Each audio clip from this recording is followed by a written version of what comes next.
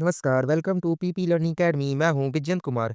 Recently Pakistan pitched a very important idea in a front of Arab and other Islamic countries. Pakistan is proposing something similar to NATO, the Northern Atlantic Treaty Organization. As you know, NATO is a group of countries around the Atlantic Ocean, including the US, Canada, and European nations, where the main binding point is collective security. If one country is attacked, it considered an attack on all. Article 5. Now, Pakistan is suggesting that just like a NATO, there should be an Islamic NATO with a similar Article 5 concept. At a summit of over 40 Muslim majority countries in Doha, Qatar, this proposal was discussed. The context is Israel's recent aggressive policies like the unaccepted airstrikes in Qatar with F 35 fighter jets. Many now believe that if Israel strikes Turkey or Saudi Arabia tomorrow, it could not even be surprising. Because of this, Islamic countries are thinking about collective defense. Pakistan Defense Minister and even Pakistani media have openly supported the idea of an Islamic NATO.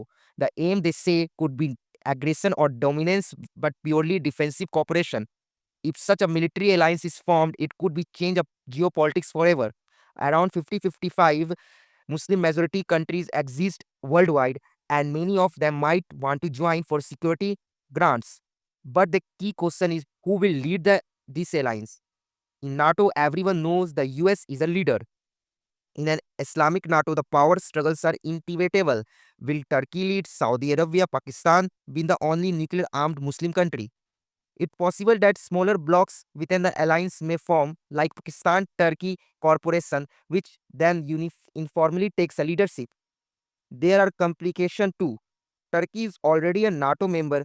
Can it part of both NATO and Islamic NATO? That seems unrealistic. If NATO sidelines Turkey due to its weak economy and strained ties with Israel, Turkey may lean more towards the Islamic blocs.